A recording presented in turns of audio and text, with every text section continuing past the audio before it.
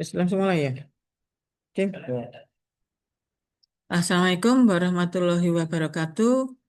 Selamat siang. Hari ini kita kembali membahas di materi teori investasi. Apa saja yang kita bahas di teori investasi ini adalah nanti kita akan membahas tentang pengertian investasi, kemudian bentuk investasi dalam ekonomi makro. Selanjutnya, kita membahas apa yang menjadikan sebuah investasi itu dikatakan layak. Kemudian, apa yang dimaksud dengan fungsi investasi, apa saja faktor-faktor yang mempengaruhi investasi. Kemudian, kita harus juga melihat hubungan konsumsi, tabungan, dan investasi.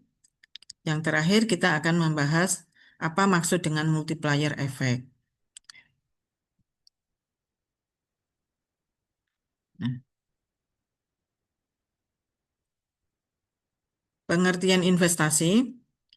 Pengertian investasi ini adalah investasi ini yang berkaitan dengan opportunity cost atau biaya kesempatan. Dalam investasi ini kita ada keputusan yang kita buat, yaitu keputusan menunda konsumsi untuk meningkatkan kemampuan menambah atau menciptakan nilai hidup, di mana nilai hidup itu adalah penghasilan dan kekayaan atau dengan kekayaan yang digunakan di masa yang akan datang. Investasi ini tidak hanya berbentuk fisik, tetapi juga berbentuk non-fisik. Nah, bentuk investasi dalam ekonomi makro itu ada dua, investasi dalam bentuk barang modal dan bangunan, dan investasi persediaan. Nah, apa yang menjadikan sebuah investasi itu dikatakan layak, atau investasi itu diputuskan untuk diterima atau ditolak, apa pertimbangannya? Yang pertama, kita harus mempertimbangkan tingkat pengembalian modal atau keuntungan. Investasi dikatakan memperoleh keuntungan apabila nilai real sekarang itu lebih kecil dari nilai real berbeda waktu di masa yang akan datang. Yang kedua, untuk menentukan nilai real tersebut digunakan atau dihitung dengan cara menghitung nilai present value atau yang disingkat PV, present value, dan future value. Kemudian, apa yang dimaksud dengan investasi itu? Investasi itu adalah fungsi atau fungsi investasi itu adalah kurva yang menunjukkan hubungan antara tingkat investasi dan tingkat pendapatan nasional. Tingkat investasi sendiri sangat dekat hubungannya dengan tingkat suku bunga yang berlaku. Apabila suku bunga tinggi, jumlah investasi itu akan berkurang. Dan terjadi sebaliknya. Apabila suku bunga rendah, maka jumlah investasi akan meningkat. Nah, kalau digambarkan di dalam kurva, eh, investasi dan pendapatan nasional ini seperti yang digambar ini. Kurva investasi dan pendapatan nasional. Ini kurva. Ini adalah bentuk kurva yang mencerminkan hubungan antara investasi dan pendapatan nasional. Kemudian, apa saja yang faktor apa saja yang mempengaruhi investasi itu? Yang pertama adalah tingkat suku bunga. Apabila tingkat suku bunga tinggi, modal yang dimiliki oleh warga negara besar kemungkinan akan disimpan di bank dengan tujuan atau dengan harapan untuk mendapatkan keuntungan dari tingkat bunga yang tinggi. Itu terjadi apabila tingkat suku bunga tinggi. Yang kedua, yang mempengaruhi investasi adalah ekspektasi tentang masa depan, yaitu keadaan masa depan itu adalah suatu keadaan kondisi ekonomi melihat keadaan masa depan juga bisa melihat dari stabilitas politik dan melihat stabilitas politik dan keamanan, yang merupakan acuan indikator yang sangat penting bagi eh, investor untuk melihat kondisi masa depan. Semakin baik ekspektasi keadaan masa depan, makin besar kemungkinan modal yang diinvestasikan akan mendapatkan keuntungan, sehingga akan mendorong jumlah investasi atau akan meningkatkan investasi. Sehingga apabila negara atau suatu pemerintahan ingin investasinya banyak yang berinvestasi atau investasinya tinggi di negaranya, maka salah satu yang dijamin atau salah satu yang dibenahi adalah kondisi stabilitas politik dan keamanan.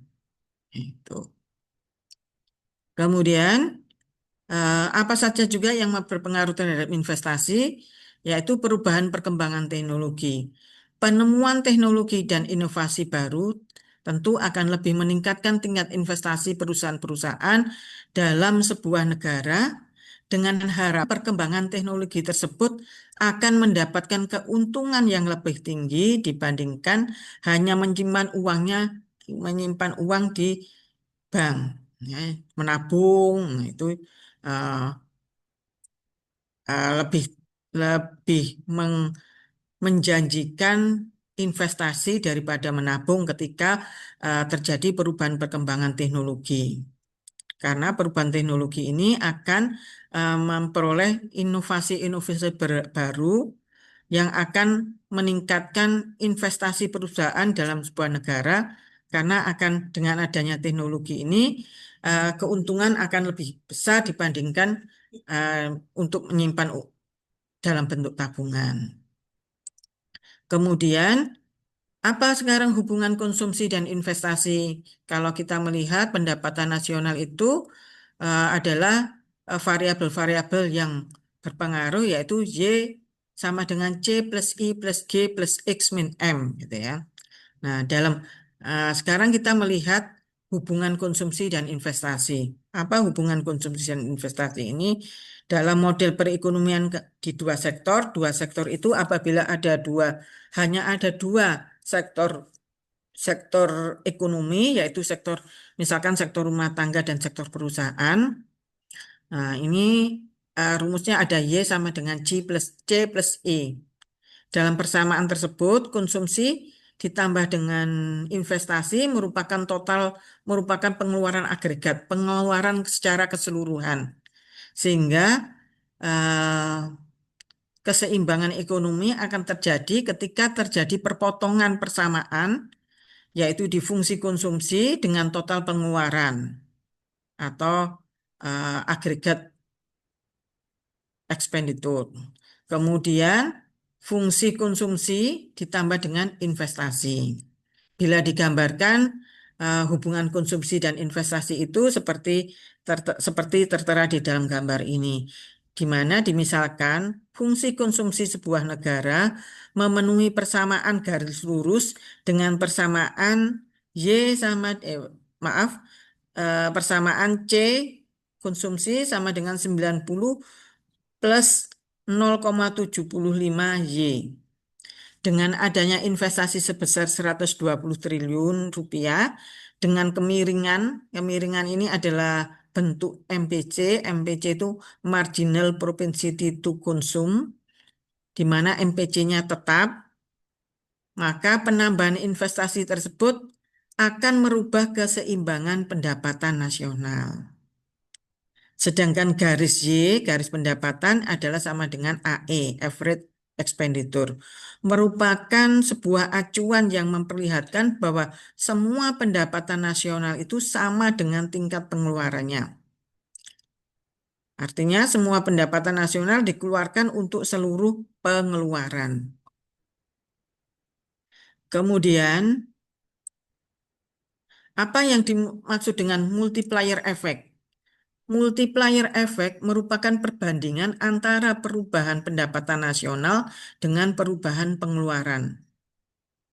multiplier effect merupakan bentuk dari peningkatan aktivitas konsumsi yang diikuti dengan peningkatan pendapatan.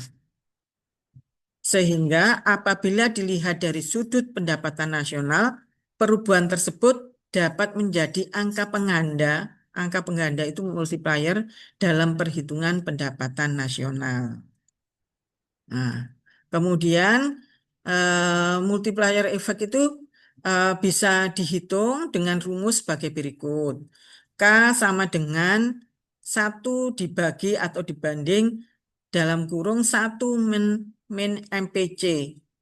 1 min MPC. MPC itu marginal propensity to consume.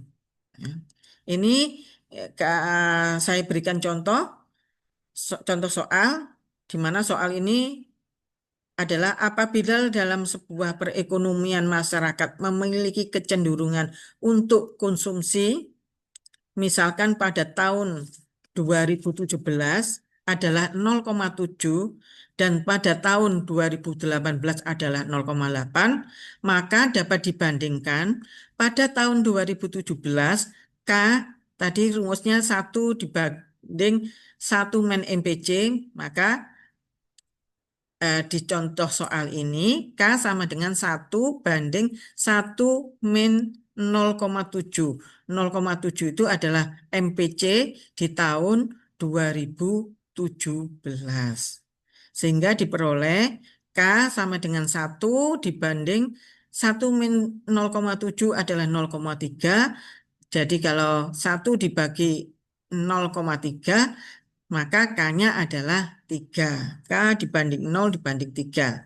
Maka K-nya adalah 3. Bagaimana bisa memperoleh 3? Itu adalah apa? Perkalian eh, ini apa? Pembagian yang paling bawah itu digunakan pembagian dengan menggunakan perkalian terbalik. Sehingga diperoleh angka K sama dengan 3. Nah, itu adalah cara untuk apa? Cara untuk menghitung investasi. Demikian teori investasi, keterangan atau narasi-narasi yang sudah disampaikan dalam teori investasi, di mana pustaka yang diambil adalah dari Sadono Sukirno. Terima kasih. Wassalamualaikum warahmatullahi wabarakatuh.